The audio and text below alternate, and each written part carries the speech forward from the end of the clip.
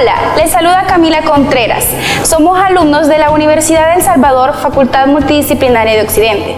En representación de la Cátedra de Fisiología, les traemos el tema Inmunidad y Fisiopatología de las enfermedades autoinmunitarias. Para empezar con este audiovisual, hablaremos sobre la inmunidad.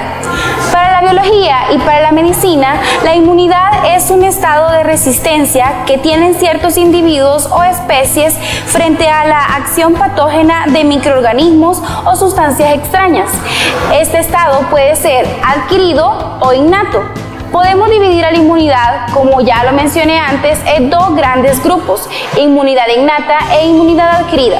Y la inmunidad adquirida son células específicas para un antígeno.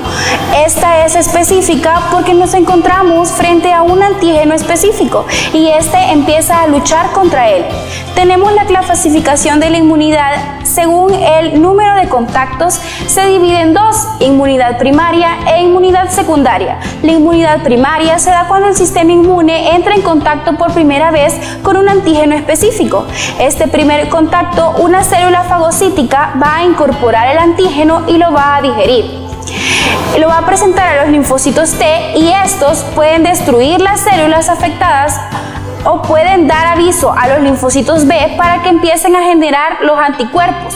Pero como es la primera vez que vamos a estar frente a ese antígeno, este va a ser un poco lenta. Por eso se dice que la inmunidad primaria es lenta. La inmunidad secundaria es cuando el cuerpo ya ha tenido contacto con ese antígeno. Entonces empieza a crear muchas defensas. Por ejemplo, el virus de la varicela, si vuelve una segunda vez, nuestro cuerpo ya va a tener las defensas necesarias para luchar contra él y que no se vuelva a presentar una segunda vez.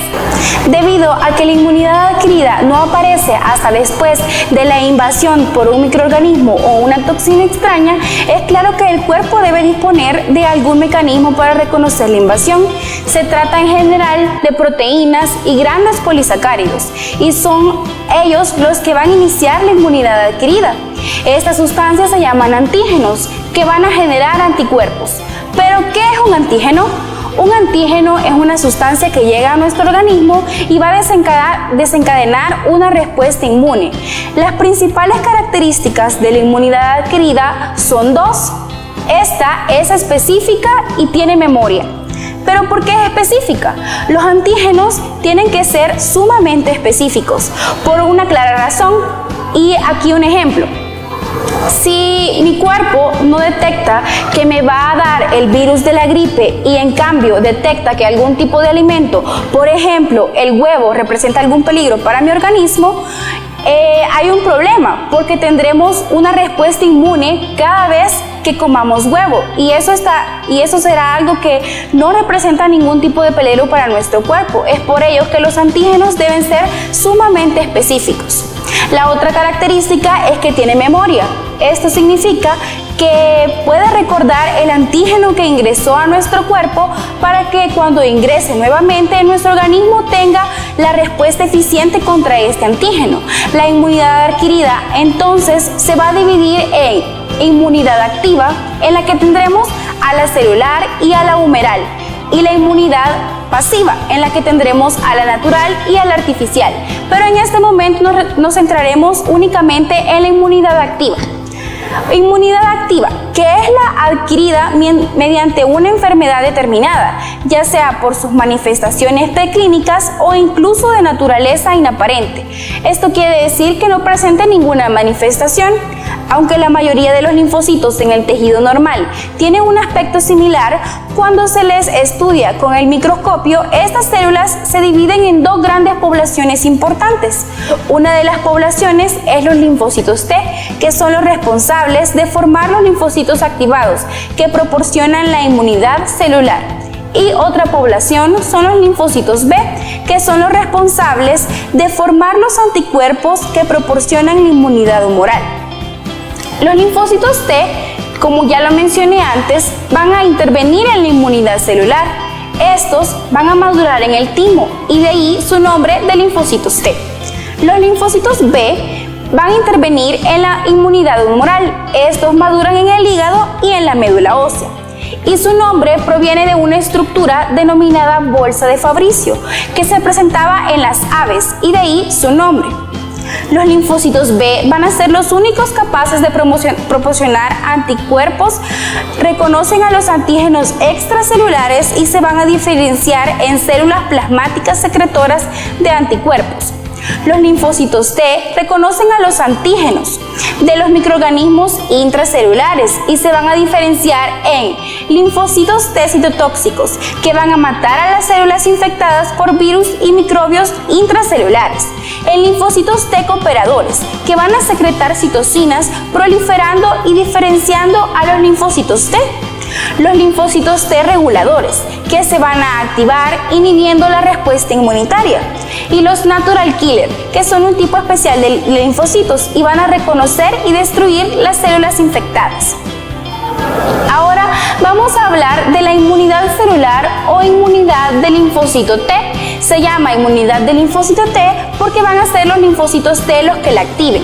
Los linfocitos T, tras originarse en la médula ósea, van a migrar al timo y ahí rápidamente y al mismo tiempo van a formar una diversidad externa de capacidad de reacción frente a antígenos diversos. Después, el linfocito va a desarrollar una especificidad mediante otro antígeno. Esto continúa hasta que hay miles de tipos diferentes de linfocitos tímicos, con reactividades específicas, frente a muchos miles de antígenos diferentes.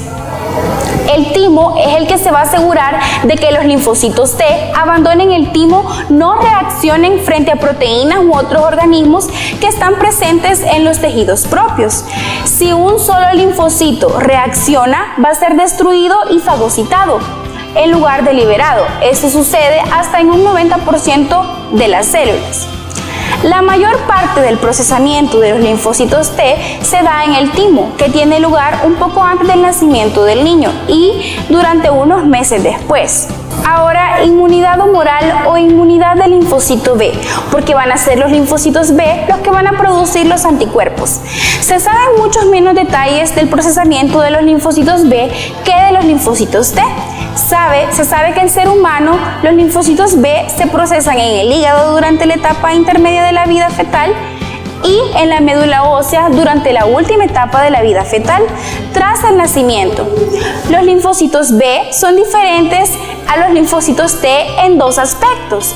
Primero, en lugar de que toda la célula desarrolle la actividad frente al antígeno, como ocurre en los linfocitos T, los linfocitos B van a secretar activamente anticuerpos que son las sustancias reactivas. En segundo lugar, los linfocitos B tienen una diversidad mucho mayor que los linfocitos T. Tras el procesamiento de los linfocitos B, como los linfocitos T, migran al tejido linfático de todo el cuerpo, donde se van a alojar cerca, pero ligeramente separados de la zona de los linfocitos T. Les saluda Catherine Chiquillo. En estos momentos les hablaré acerca de los mecanismos de acción del clon de linfocitos. En la membrana de los linfocitos se encuentran miles de anticuerpos o marcadores de células T. La mayoría de microorganismos son fagocitados y digeridos por los macrófagos, que a continuación pasan por los productos antigénicos a los linfocitos por medio de un contacto directo. Liberan además interleucina 1. Los linfocitos T además forman linfocinas que activan los linfocitos B. La activación son los productos de desecho de la fagocitosis que activan el clon de los linfocitos. Naturaleza de los anticuerpos. Son gamma-globulinas que corresponden al 20% de las proteínas circulantes de la sangre. Se componen de una combinación de cadenas polipeptídicas pesadas y ligeras. Cuentan con un área variable y con otra constante. Memoria adquirida y vacunación. El incremento de células de memoria tras la inducción implica que la respuesta secundaria adquirida es más rápida e intensa y proporciona la base de la vacunación mediante el empleo de una forma inocua del agente infeccioso por la inyección inicial. Sistema de complemento para la acción del anticuerpo mediante la vía clásica. Neutralización de los virus, efectos inflamatorios, lisis, quimiotaxia, mastocitos y basófilos. Inmunidad pasiva. Es la inmunidad que se refiere al proceso de transferencia de un individuo a otro. Se clasifica en inmunidad pasiva natural, como la que se transfiere de la madre al feto o en la lactancia materna. Inmunidad pasiva superficial, como la que sucede al recibir un suero de un animal inmunizado o de un sujeto convaleciente con presencia de anticuerpos, ya que se suministra suero con anticuerpos producidos externamente. Es una forma de tratamiento muy utilizada en las inmunodeficiencias. Otra forma de adquirir inmunidad pasiva superficial es recibida de los linfocitos T sensibilizados. Sin embargo, conlleva riesgos importantes de rechazo y además es muy complicado encontrar donantes histocompatibles. La inmunidad pasiva es de corta duración, ya que los anticuerpos recibidos se eliminan rápidamente porque no han sido producidos por las células del organismo, sino que han sido transferidos. Células que participan en los diferentes tipos de inmunidades. Inmunidad adquirida adaptiva. Células que participan en la inmunidad humoral. Células B. Factor de crecimiento B1. Mejora la producción de inmunoglobulinas E y G. Linfocitos TH pertenecen al grupo de los leucocitos conocidos como granulocitos. Linfocitos THO por interleucina L4 pasan a TH2. Son estimulados por interleucina 4. Linfocitos TH1 son un tipo de linfocitos T cooperativos a partir de producción de citoquinas dependientes de estímulos durante la fase de activación. Linfocitos TH2 tienen funciones supresoras de las respuestas, ya que son mutuamente antagonistas. Las células que participan en la inmunidad celular, es decir, la que está mediada por células, son las células T. Factor de crecimiento incrementa la acción de LTRG y promueve la diferenciación de LTH17. Tiene funciones efectoras que destruyen células propias que expresan antígenos extraños. Linfocitos TC. Funciones reguladoras activan linfocitos B y macrófagos. Células que participan en la inmunidad innata o natural. Polimorfonucleares. Tipo de células inmunitarias con enzimas que se liberan durante las infecciones, las reacciones alérgicas y la asfixia. Células que participan en la inmunidad innata o natural. Polimorfonucleares. Son un tipo de células inmunitarias con enzimas que se liberan durante las infecciones, reacciones alérgicas y el asma. Fagocitos. Son capaces de captar microorganismos y restos celulares e introducirlos en su interior. Neutrófilos. Ayudan a la destrucción de bacterias y hongos respondiendo a estímulos inflamatorios. Natural killer. Asesina natural. Son componentes importantes en la defensa contra invasores extranjeros. Ahora hablaremos sobre la autoinmunidad.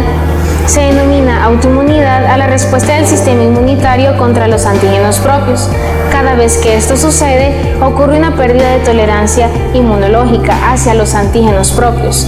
La respuesta contra sus determinantes generalmente provoca lesiones tisulares focalizadas, las cuales algunas veces se extienden y se manifiestan como enfermedad autoinmunitaria. La tolerancia, que es la falta de respuesta hacia los antígenos, es una propiedad fundamental del sistema inmunitario y la pérdida de la tolerancia es la base de las enfermedades autoinmunitarias. Enfermedades autoinmunitarias. La enfermedad autoinmune se refiere a las alteraciones patológicas y fisiológicas que tienen su origen en un fenómeno autoinmune. Las reacciones inmunitarias contra los antígenos propios, autoinmunidad, son una causa importante de ciertas enfermedades en los seres humanos, que se calcula afectan al menos al 1 y al 2% de la población norteamericana. Clasificación de enfermedades autoinmunitarias. Pueden ser localizadas o sistémicas. En la primera, la respuesta inmune está dirigida a los antígenos restringidos a unos pocos órganos, en tanto que la segunda, la respuesta está dirigida hacia antígenos presentes en varios órganos. Saludarles, mi nombre es Luis Contreras. En esta oportunidad voy a hablarles acerca de dos fisiopatologías, las cuales son la fiebre reumática y la esclerosis múltiple. La fiebre reumática es una enfermedad inflamatoria que puede desarrollarse como complicación de un tratamiento inadecuado por estreptococo de garganta. La faringitis estreptocócica es causada por la infección con la bacteria Streptococcus del grupo A. La faringitis estreptocócica es causada por la infección con la bacteria Streptococcus grupo A. Algunos signos resultan de la inflamación en el corazón, las articulaciones, la piel o el sistema nervioso central.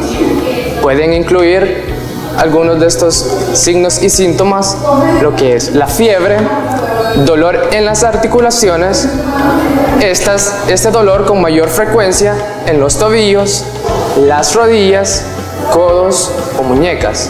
Con menos frecuencia los encontramos en los hombros, en las caderas y en los pies.